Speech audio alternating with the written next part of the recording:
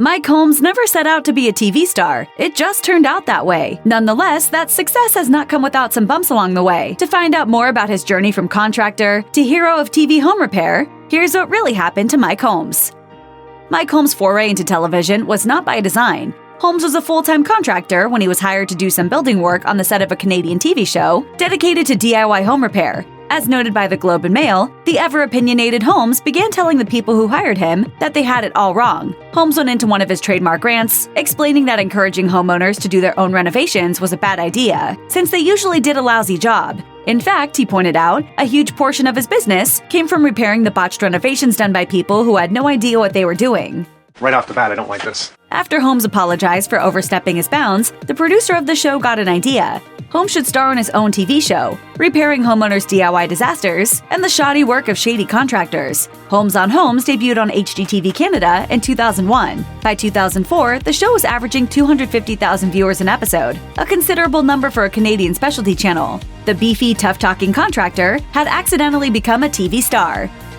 The success of Holmes on Homes kept growing, as did the popularity of its star. Already a hit on HGTV Canada, the show was eventually picked up by HGTV in the US, expanding his reach considerably. By 2005, Mike Holmes should have felt like he was on top of the world, yet he was dissatisfied. Mike Quast, the TV exec who'd first discovered him, told the Globe and Mail that Holmes had become disenchanted with his producer.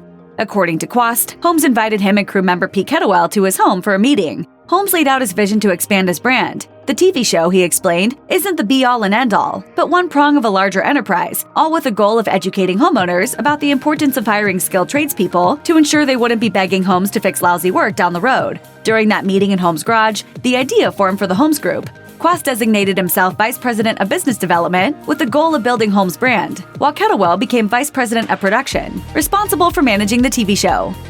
With Mike Holmes' media and construction empire beginning to take shape, 2006 brought him a huge opportunity. As the Globe and Mail recounted, Nestlé Canada was in the process of launching a new brand of its Nescafé instant coffee, and commissioned a poll asking Canadians to name the celebrity they most trusted. Holmes' name was at the top of the list. The company wanted Holmes to be at the center of an advertising campaign for its new product launch. Mike Quast, however, wasn't sure if Holmes would go for that, given that chilling coffee was a bit out of his wheelhouse. To feel him out, he asked Holmes what kind of coffee he drank. The answer? Nescafé's instant coffee. The ensuing campaign was a massive success, with Holmes' partnership with the company renewed multiple times. You want to make things right?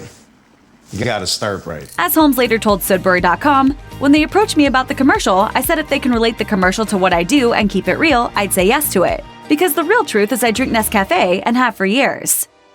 As the Globe and Mail reported, Mike Holmes' brand exploded in 2009. Not only was Holmes on Homes now being seen by American HGTV viewers, the Holmes Group also began an ambitious expansion that included an ultra-green housing development, a Canada-wide home inspection service, and a line of Holmes-branded workwear. However, the latter didn't have an easy path to the marketplace. According to the Globe and Mail, the Holmes Group partnered with a Winnipeg-based manufacturer. A stickler for quality, Holmes was insistent that he had final say on the design of products, rather than just slapping his moniker on the company's existing merchandise. Once the Holmes workwear products hit shelves, however, they were being marketed as, quote, a premium version of the existing line, as opposed to its own standalone brand. Those issues, however, were ultimately sorted out. A decade later, Holmes workwear continues to be a successful venture, consisting of a wide array of items, ranging from canvas work pants, to tool belts, to fire-resistant coveralls for welders. Mike Holmes lent a hand in the wake of the devastation that Hurricane Katrina unleashed on New Orleans. As Holmes told Toronto Star, it all started when Brad Pitt founded his Make It Right Foundation, with the mission to build new homes for residents of the lower Ninth Ward whose homes had been destroyed. There was one issue, however. Holmes holds the trademark to Make It Right and even has it tattooed on his bicep. Rather than seek an injunction, however, Holmes offered another solution. Pitt could use the name, and Holmes would provide his expertise. Holmes said, he had his vision of doing it when I talked to him, but he knew he didn't know enough about it. That's where Holmes came in, bringing his crew to the Big Easy to rebuild a home, which was filmed and aired as Homes in New Orleans. During Mike Holmes' time in New Orleans, he became downright evangelical about the advantages of eco-friendly building products and techniques. He told the Globe and Mail, everyone's talking green. Well, let's really go green. Why don't we change the building process? If no one else is going to do it, I'm going to do it. Build a home that won't burn, won't mold, that's termite resistant. In fact, Holmes went on to become a big proponent of net zero homes, houses that are, quote, sustainable and energy efficient, as he wrote on the HGTV Canada website. A net zero home, he explained, produces its own energy locally, with an end goal of producing as much energy as it uses, if not more. In order to achieve this, Holmes wrote, the building envelope must be highly efficient, with all cracks and gaps completely sealed to ensure there's virtually no air leakage. Especially crucial with windows and doors. Building a green, energy-efficient home requires an investment up front, but it's an investment that will pay you back every month, for as long as you live in it. It really is the future of housing.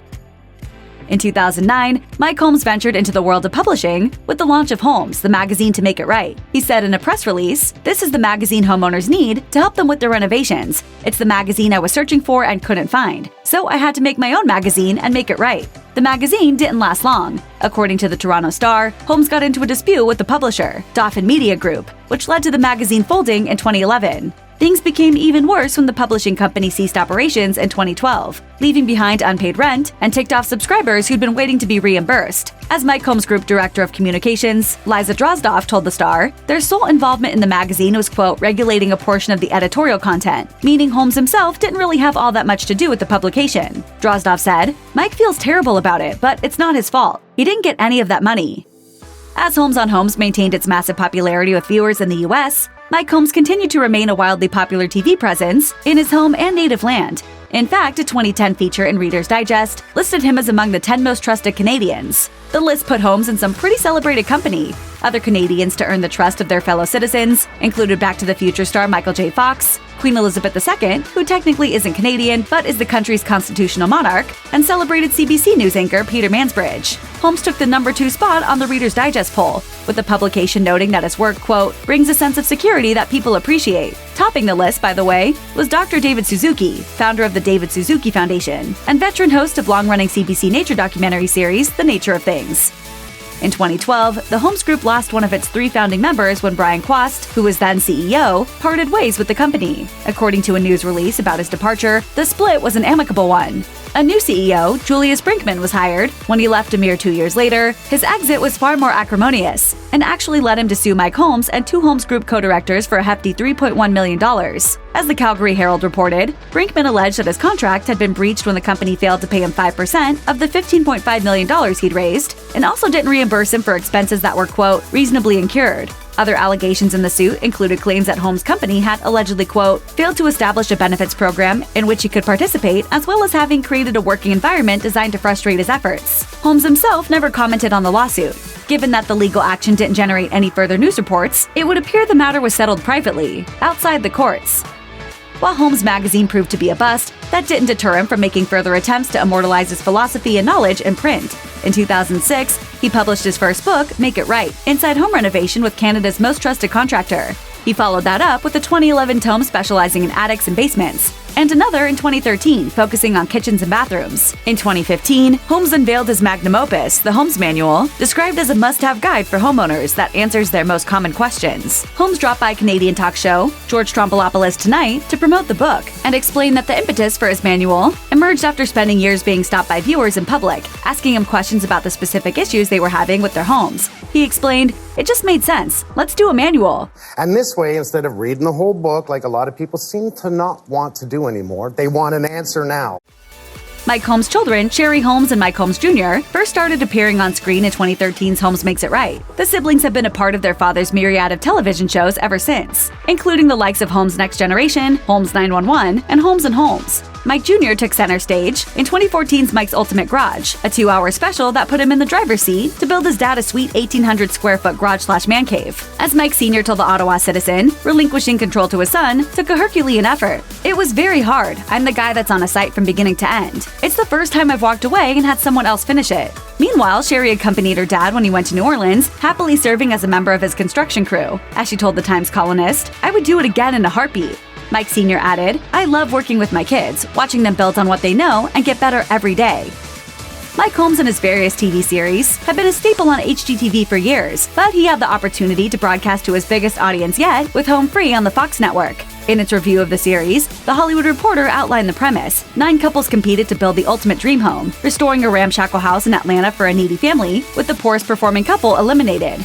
Or so they thought. What actually took place was that the eliminated couple won the house they just renovated. That wasn't Holmes' only experience with U.S. network television. In late 2020, a press release announced Fox was picking up Holmes Family Effect, a new series in which Holmes and children perform surprise home makeovers for people who are leaders in their respective communities. Holmes said, "I am absolutely thrilled about bringing Holmes Family Effect to Fox." Furthermore, in 2021, Holmes teamed up with Windy City Rehab's Allison Victoria for Rock the Block's second season.